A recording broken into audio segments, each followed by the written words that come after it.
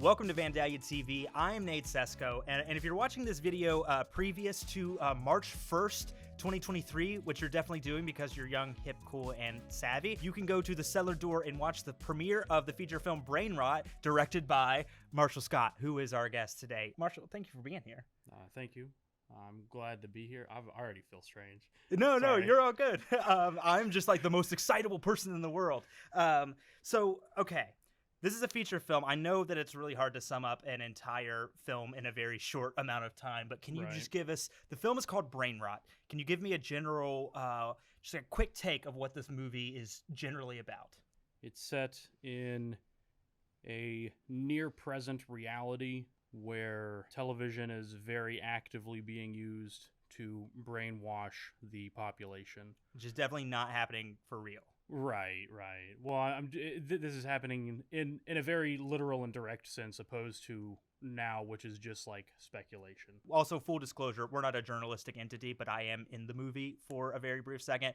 I didn't know that I was going to be in the movie until Marshall turned up and was like, hey, can you just read this sentence? And then I didn't see that video for like a year, and then I wound up in your movie. Is that how you shot a lot of the movie? I didn't want to give too much away. I wanted it to be like a surprise for even you. There were things that I did that I didn't necessarily give any context, just shot, and then when we go back to shoot, I'd be like, hey, remember that thing that we shot a little bit ago? Okay, this is what's happening now. And then at that point, someone may have a little bit more context. But there definitely were times where I was telling people that it was for a movie, but it wasn't all the time. I was just mainly just trying to get everything done. I just randomly popped up in your things too, so I was like, I don't know what this is for, but honestly, if you ever hand me anything, I'm just like, yeah, sure, I'll do it. This is not your first project that sort of takes place in this general like world. Anyways, before you've made other short films that all kind of tie in to some degree with BRAINROT, and I know you're calling it the Parallax. Can you explain that just like a little bit? It all kind of started with Good Evening.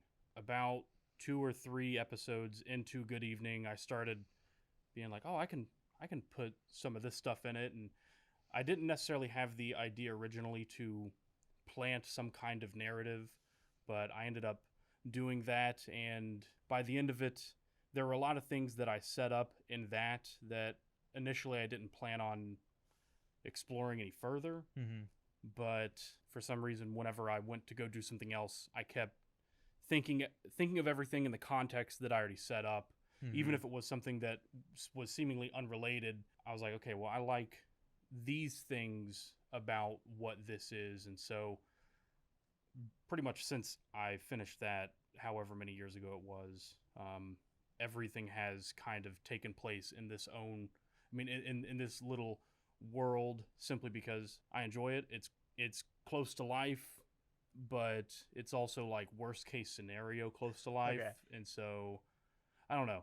So everything is kind of connected, but it's also because I try to think of something else, and my brain always takes me back to this world, for better or worse. You have Good Evening. You have this feature coming out. You have a handful of shorts taking place in this. Let's talk about the production a little bit of the movie. There's a lot of visual effects, like a lot. There's I don't want to give. You're saying that, but it's visual effects very loosely. Oh no, I think I meant it as a compliment. I know, but I feel like that's.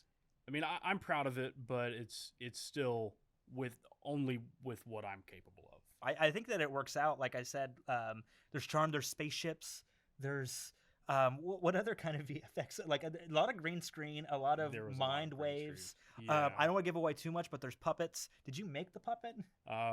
Emily's Uncle John made the puppet. Oh, okay. And he was actually made for the finale of Good Evening. So Good Evening, I don't want to give, I know this is mostly about BRAINROT, but escalates in a certain way of like, I kind of viewed it as during the progression of a sketch comedy show, reality starts breaking a little bit, so it's a little insane by the end.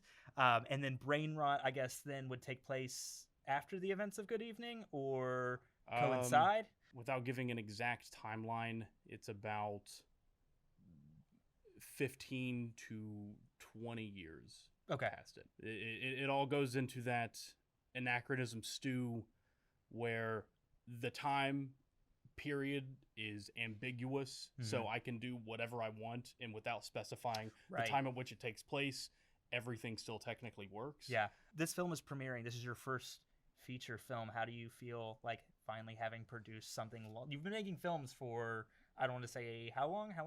Yeah, it's like 13 years at this point. Okay. 13 years and you've made your first feature film now. Yeah. Which I honestly, Good Evening though is, I mean, it's a web series, but like in aggregate, it's like 2 hours. So functionally, however you want to feel about it. Yeah. Well, that was, I mean, that's the reason I made it like that. I wanted it to kind of like act as my film school. And that's why it is things broken up into small segments. So within any given episode, I can try anything that I want, and that's why when you watch it from beginning to end, there's a very clear difference in the production end of it from the first episode to the last episode. That's awesome to track though, and then you take what you learned from that and you apply it to the feature. And then also you're going to expand this universe with more stuff too. So BRAINROT releases March 1st is the first physical premiere. You can get tickets now by going to vandaliatv.com/BRAINROT. There's going to be some digital premieres down the road that we're not going to talk about yet. And then you're starting your second feature in this general space too, right? I don't think I'm going to do my next feature quite yet.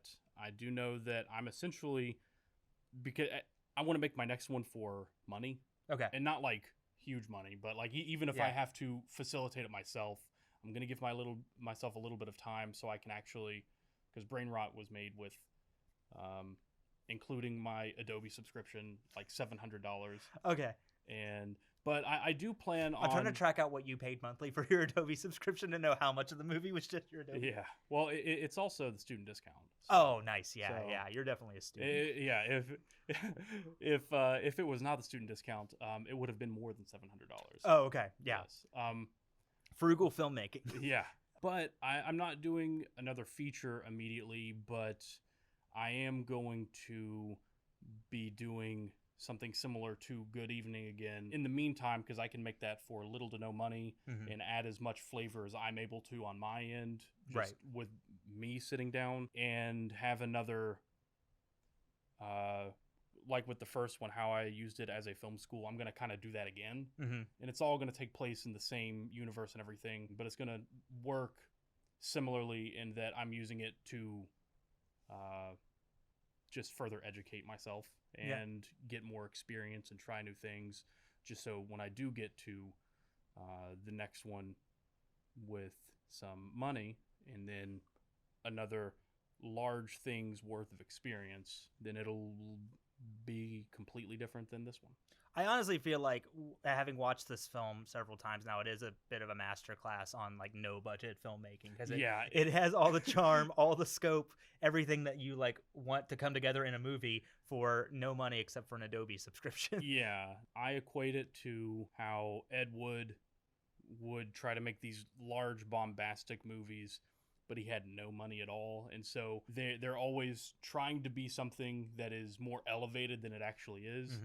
Except in today's day and age where I don't have to buy film, I can actually spend no money and do everything on the computer, so that it's still made for no money, still is trying to be something bigger than it actually is, but I feel like just like those movies, it pulls it off in its own way. We're going to be talking to you a lot more over the course of releasing this movie, so thank you for coming in now. Again, if you're watching this before March 1st and you are in Huntington, West Virginia, you can join us at the Cellar Door on March 1st. I think we're starting the screening at about 8 p.m. It's $5 to attend the screening. He has to get that money for that Adobe subscription. He's got to make another movie. And if you're watching this afterwards, just go to vandaliatv.com/BRAINROT, where you can find out the best way that you can watch it now. Marshall, thank you for joining us. Thank you.